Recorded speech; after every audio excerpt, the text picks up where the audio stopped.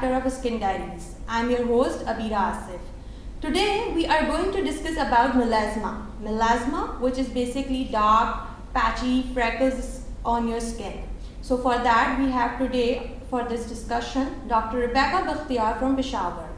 She has completed her studies of MBBS, MCPS, FCPS in skin. She is working as a consultant dermatologist at HMC Hospital and private consultancy. So let's move toward her for today's session. अस्सलाम वालेकुम, कैसी हैं आप? ठीक ठाक, शुक्रिया। आप कैसी हैं? मैं बिल्कुल ठीक।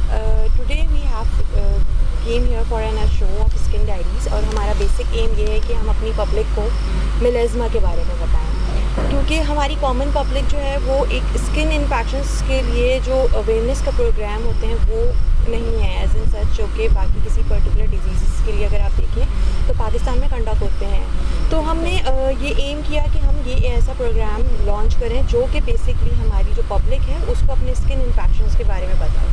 अच्छा, जो मेन हम आज गैदर हुए हैं आपसे जिस टॉपिक पे बात करने के लिए वो है मेलास्मा। तो आप कुछ बताएं हमें कि मेलास्मा बेसिकली होता क्या है? मेलास्मा सबसे पहले तो मैं सैंटी डायरीज़ का थैंक यू करना चाहूँगी कि बड़ा अच्छा इनिशिएटिव है ये सैंटी डायरीज़ की तरफ से, कि वाकई में यूजुअली कंसल्टेशंस तो इंडोर काफ़ी ज़्यादा होती हैं, लेकिन ऑनलाइन जो इंफॉर्मेटिव सेशंस हैं वो बहुत कम जो हैं डिफरेंट आप मीडियाज़ पे देखें तो बहुत कम देखने को आते हैं। तो मेलास्मा बड़ा इम्पॉर्टेंट टॉपिक आज जो है तो सिलेक्ट हुआ है, जो कि कॉमन हमारी ओपीडी प्रेजेंटेशन है। क्लिनिक प्रेजेंटेशन, ओपीडी प्रेजेंटेशन बहुत कॉमन है। Both male female both genders जो हैं इससे इफ़ेक्ट होते हैं, और मतलब है तो ये एक सुपरफिशियल सा स्किन डिसऑर्डर, लेकिन बहुत आपकी वो लाइफ क्वालिटी को इफ़ेक्ट करता है।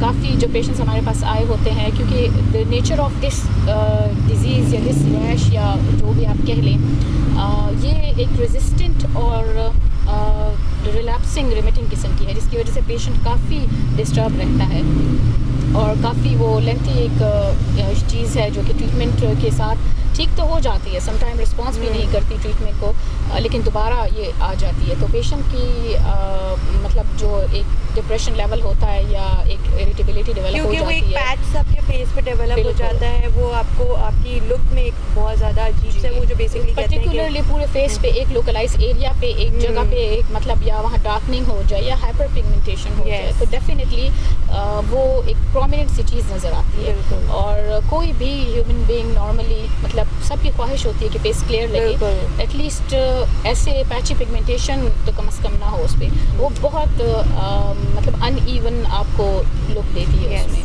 अच्छा, हाउएवर कोई मेलास्मा पे प्रेवलेंस स्टडीज़ डेवलप नहीं हुई एज एन सच, जो कि होती हैं डिफरेंट डिजीज़ पे, लेकिन स्टिल पाकिस्तान में जो है हमारे पास ये डेवलप डेटा है कि मोर देन अराउंड 65% जो आउट एरियाज़ में जो बेसिकली काम कर रहे होते हैं लोग, जिनका एक्सपोजर टू सन ज़्यादा होता है, वो मेलास्मा से ज़्यादा अफेक्टेड हैं। तो आपके जो जनरल आपकी जो ओपीडीज़ होती हैं या जो आपके रोज़ आपके जो अपना पेशेंट एक्सपीरियंस है उसमें आप क्या कहती हैं कि आपका जो एक पूल ऑफ मेलास्मा है वो कौन से जियोग्राफिकल लोकेशन और या कौन से एज ग्रुप को अफेक्ट करता है? एज ग्रुप ज़्यादातर जो यंग पेशेंट्स होते हैं, स्पेशली जो रिप्रोडक्टिव एज में जो फीमेल्स होती हैं या जो टीन एजेस में, मतलब ये कहा जाता है, यूजुअली कहा क्या जाता है बल्कि जो बुक्स में है या गाइडलाइंस में है कि ड्यूरिंग प्रेगनेंसी रिप्रोडक्टिव एज जो मैंने जिक्र किया, तो ड्यूरिंग प्रेगनेंसी मेलास्मा काफ़ी कॉमनली आता है। तो ऑब्वियसली यंग और mid age females are reproducing, और इसी तरह मेल्स का भी यही हिसाब है। और उसके साथ जो मेंस्ट्रुएशन होती है, पीरियड्स आपके होते हैं, उसमें उसके साथ भी इसकी एसोसिएशन है। कभी ये भी ऑब्जर्व करने में आता है कि आपके पीरियड से कुछ दिन पहले आपका जो मेलास्मा पैच है वो डार्क होना शुरू हो जाते हैं। इसमें हार्मोनल इन्फ्लुएंसेस इन्वॉल्व होते हैं, इसीलिए प्रेगनेंसी और मेंस्ट्रुएशन में रोल है इसका। ये तो हो गई एज। उसके अलावा जो जियोग्राफिकल लोकेशन के बारे में आपने पूछा, तो जो हमारे हायर एल्टीट्यूड्स हैं, जैसे नॉर्थ में हमने ये ऑब्जर्व किया है, जो हाई एल्टीट्यूड्स हैं, जैसे आप नॉर्दर्न एरिया वहाँ जब जाते हैं स्वात और उससे जो ऊपर के इलाके हैं कालाम या फिर ये स्कर्दू या फिर गिल्ली साइड के हैं, तो वहाँ जो आपकी सनलाइट इंटेंसिटी होती है वो ज़्यादा होती है। तो आप यहाँ से अगर पेशावर से भी या लोकल यहाँ से भी वहाँ आप चले जाएँ, वहाँ आप कुछ टाइम लॉन्ग टाइम पीरियड्स के लिए आप वहाँ पर रहें, तो आप भी इवन ऑब्जर्व करेंगे कि आपको जो सन एक्सपोजर की जो कॉम्प्लिकेशंस हैं वो लॉन्ग रन में डेवलप होना शुरू हो जाती है। तो जो different sun exposure is a very important factor है मेलास्मा में। तो जो डिफरेंट एटियोलॉजिकल फैक्टर्स हैं हमारे वो उसमें सन एक्सपोजर बहुत ज़्यादा अहम है। तो इन एरियाज़ में स्पेशली जो चित्राल और इन जगह से हमारे जो पॉपुलेशन आती है प्रेजेंट करती है, तो उनको देखते ही हम वो एक तरह से यू कैन से कि पैंडेमिक सा बन गया है। उनको देखते ही हमें अंदाज़ा हो जाता है कि ये जो है हाई एल्टीट्यूड वाले एरिया से ये बिलोंग कर रहे हैं। उनका एक स्पेसिफिक पैटर्न ऑफ पिगमेंटेशन होता है उनके चेहरे पे। उसके साथ उनको बाकी जो सन एक्सपोजर की वजह से जो सन डैमेज जो स्किन होती है, जो कॉम्प्लिकेशंस डेवलप हो सकती हैं, प्रीमेच्योर एजिंग या रेडनेस या फ्रेकल्स, वो सब भी उनको उसके साथ आ रहा होता है। अच्छा, how you diagnose that melasma है उसको पर्टिकुलरली? मेलास्मा है तो ऑब्वियसली क्लिनिकल डायग्नोसिस है, एक बहुत कॉमन सी प्रेजेंटेशन है। और कुछ मेलास्मा इटसेल्फ पिगमेंटेशन करता है, कुछ जो हमारे लोगों का जो एक हमारे लोगों की जो प्रैक्टिस है, डिफरेंट टाइप ऑफ चीज़ें उस पर लगाना, जो अक्सर आपकी होम रेमेडीज़, ये स्पेशली ये हकीमी और ये जो पार्लर्स में जाके और different formula combinations and formulas of steroids applications, जो कि ऑब्वियसली स्टीरॉइड आपकी पिगमेंटेशन को टेम्परेरीली तो इम्प्रूव कर देता है, जिसकी वजह से वो इम्प्रेस हो जाते हैं। और डिफरेंट किस्म के जो कमर्शियली जो प्रोडक्ट्स अवेलेबल हैं, स्पेशली वाइटनिंग एजेंट्स, उसमें डिफरेंट किस्म के मेटल्स, मर्करी और ये चीज़ें यूज हुई होती हैं। तो लॉन्ग रन में आपको शुरू में तो वो इम्प्रूवमेंट दे देती है, लेकिन लॉन्ग रन में वो आपको स्किन में डिपॉजिट होना शुरू हो जाती है। तो वो मेलास्मा से कुछ और बन जाता है, उसमें आपके different mixture of different diseases बिल्कुल हो जाता है। क्योंकि usually I have heard that melasma और सोरियासिस एंड एक्जिमा का कॉम्बिनेशन ऑफ स्किन बन जाता है और एक ही जगह पे पर्टिकुलर सारी डिजीज ग्रो कर जाती है। बिल्कुल, वहाँ जो आप एक तो आपका मेलास्मा था, एक उसको आपने different type of topical non medicated जो टॉपिकल एजेंट्स लगा के आपने उसमें जो है बाकी आर्गेरियाज और डिफरेंट जो बाकी जो मेटल्स के साथ एसोसिएटेड पिगमेंटेशंस हैं वो भी आपने ऐड ऑन कर दी।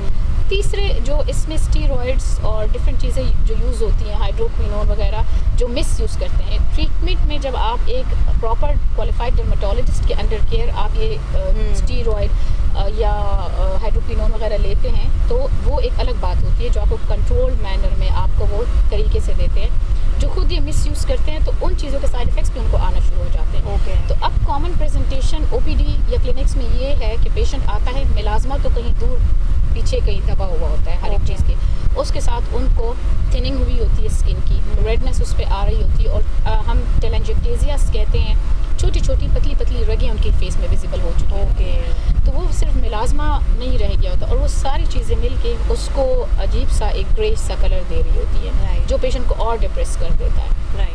तो ये सारी जो है आपकी what are the treatment options you prefer to these patients? Treatment options तो हमारे पास काफ़ी हैं, और जो मतलब जो काफ़ी टाइम से वही ट्रीटमेंट ऑप्शंस है हमारे पास, कुछ खास उसमें इनोवेशन नहीं हुई है। यस, देयर आर न्यू, मतलब कोई new treatment options I think so medically drugs के अंदर अवेलेबल नहीं है, बट हाँ एस्थेटिकली दे आर। बिल्कुल, ड्रग्स में भी अवेलेबल है, बिल्कुल।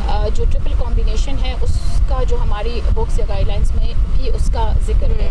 ट्रिपल कॉम्बिनेशन क्रीम्स जिसमें हाइड्रोक्विनोन हो गया, रेटिनॉइड्स हो गए, नहीं और रेटिनॉइड्स, तो उसका भी रोल है, लेकिन वो आपने अंडर एक्सपर्ट डर्मेटोलॉजिस्ट के आपने ये यूज़ करना है, कितने अरसे तक यूज़ करना है, कितनी मिकदार में यूज़ करना है, इस तरह ये आपको कोई फ़ायदा देगा। अगर उसको मिस यूज़ करना आपने स्टार्ट कर दिया तो डेफिनेटली उसके भी साइड इफेक्ट्स डेवलप होंगे। Because we have a general problem in our public is that के once they are treated with particular drug, उनको लगता है कि they have learned a prescription, और वो लोगों को आगे वही फॉरवर्ड करना that is a very common practice, very and specifically अगर आप पार्लर्स में देखें तो पार्लर्स वाली जो होती हैं वो यूजुअली रिकमेंड कर रही होती है medicine, and which is not okay, because you really don't know what is the real condition of the skin. बिल्कुल, तो फिर वही प्रेजेंटेशन उनकी होती है कि मेलास्मा के साथ वो डिफरेंट और कॉम्प्लिकेशंस के साथ प्रेजेंट कर रहे होते हैं। सबसे अहम चीज़ मेलास्मा में आपका सन प्रोटेक्शन है। Yes, a good SPF factor जो सन ब्लॉक होता है आपका, मेडिकेटेड प्रॉपर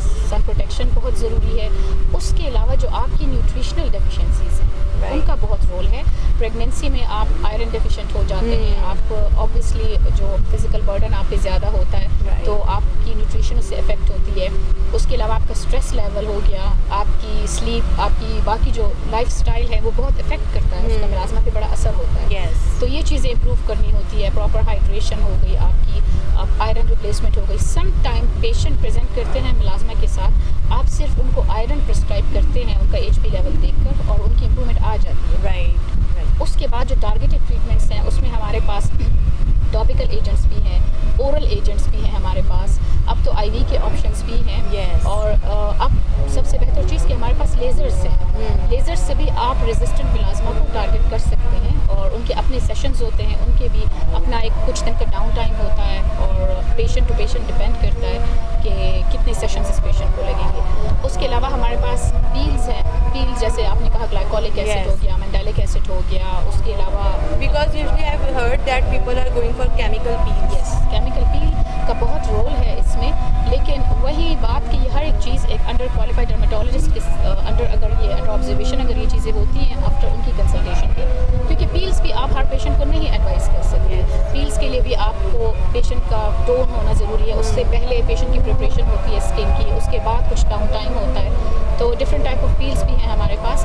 तो यही कुछ गिने चुने ऑप्शंस हैं, लेकिन पील्स जो एक एडवांस लेवल ऑफ ट्रीटमेंट है, आप टॉपिकल्स और ओरल के अलावा लेज़र्स जो कि एडवांस लेवल है, इसके बावजूद भी मिलाजमा का रिलैप्स आपको होता है। तो पेशेंट की काउंसलिंग सबसे ज़्यादा ज़रूरी है। Yes, that's कि the point. जब आप प्रेजेंट करते हैं स्टार्टिंग में तो शायद वो इतनी रेजिस्टेंट चीज़ ना हो, उसमें इम्प्रूवमेंट आ जाए टाइम के साथ, ट्रीटमेंट के साथ, लेकिन आप जो होम रेमेडीज़ उसमें और डिफरेंट ये फार्मूला क्रीम्स और डिफरेंट जो कमर्शियली अवेलेबल क्रीम्स हैं, आप वो सब अप्लाई कर करके और उस चीज़ को आप इतना मतलब डर्मल लेवल तक आप ले जाते हैं कि ऑब्वियसली उसकी ट्रीटमेंट भी फिर एक्सटेंसिव होती है, टाइम भी ज़्यादा होता है, रिस्पॉन्स भी वैसे नहीं होता Right. और रिलैप्स उसने फिर भी करना है। Yes. तो बस एक मेंटेनेंस लेवल मेंटेन रखना होता है आपने। बेसिकली अगर हम देखें तो हमारी जनरल पब्लिक का इशू ये है कि they are not being counseled properly. Yes, exactly. And that is the reason that they are using particular different products for their treatment options, and they are basically becoming their own physicians. Yes. So it is an important thing that all the people with who are suffering with this infection, which is basically melasma disease, you must consult your dermatologist, because the dermatologist is the only one who can only know about your skin texture and skin issues. जो detail और जो deep analysis है किसी भी skin का, वो आपका एक डर्मेटोलॉजिस्ट ही कर सकता है और आपको एक अच्छी प्रिस्क्रिप्शन आपको वही बिल्ड करके दे सकता है। तो further we want to say that कि हमारी जो जनरल पब्लिक है जो अपनी कॉम्बिनेशन प्रोडक्ट यूज़ कर रही है, अपने बेसिकली जो वाइटनिंग क्रीम्स बेसिकली जो यूज़ करते हैं, जिसमें स्टेरॉइड्स ऐड होते हैं, डिफरेंट आपके पास mercury and different agents use होते हैं, वो आपकी स्किन को बेसिकली फॉर अ टेम्पररी वो आपको वाइटनिंग कर रहे होते हैं, बट वो आपको डीप डाउन बहुत डिस्ट्रॉय कर रहे होते हैं आपकी स्किन को, जो कि basically one of the reason of melasma also. So thank you very much doctor Rebecca, आपने बहुत अच्छी एक हमें गाइडेंस दी हमारी जनरल पब्लिक के लिए बेसिकली, क्योंकि हमारे पास अगर हम देखें तो हमारे हर आई एक पॉपुलेशन का मसला ये है कि उसको गोरा रंग चाहिए। They want to use whitening agents which turns out to be very effective immediately, but उनको इसका ये साइड इफ़ेक्ट्स नहीं समझ में आ रहा कि फॉर अ लॉन्ग टर्म उनकी स्किन जो है वो एक बहुत अजीब से डिजीज़ जो कि मेलास्मा उससे अफेक्ट हो सकती है। इवन जब आप उन्हें स्टेरॉइड फ्री जो प्रोडक्ट्स अवेलेबल हैं कमर्शियली मार्केट में, जो हमारी फार्मा कंपनीज बना रही हैं, आप उनको जब वो प्रिस्क्राइब करते हैं तो चूँकि उनको या तो खुद उन्होंने पहले से यूज़ की हुई होती हैं जो मार्केट में आम जो लोकल जो ब्यूटी क्रीम्स हैं, या उनके आसपास किसी ने यूज़ की होती हैं, Yes. तो उनको लगता है कि ये चीज़ इफ़ेक्टिव नहीं है, इस डॉक्टर को समझ नहीं आई, इसकी Yes. ट्रीटमेंट इफ़ेक्टिव नहीं थी, तो वो they are unhappy with it. Yes. आप उनको कितना भी समझा लें कि ये स्टीरॉयड फ्री चीज़ है, ये टाइम लेगी, कुछ इसमें टाइम लगेगा, लेकिन आपको इफ़ेक्ट रिस्पॉन्स इसका नज़र आएगा, तो वही बात होती है कि हमारे पेशेंट को वही प्रोडक्ट चाहिए होता है जो इफ़ेक्टिव हो, इमीडिएट उनको रिजल्ट दे। तो इस चीज़ के लिए पेशेंट की काउंसलिंग बहुत ज़्यादा ज़रूरी है। Yes, truly. Thank you very much everyone for watching Skin Diaries. Skin Diaries is all about your skin. Keep yourself updated with these kind of shows. Thank you.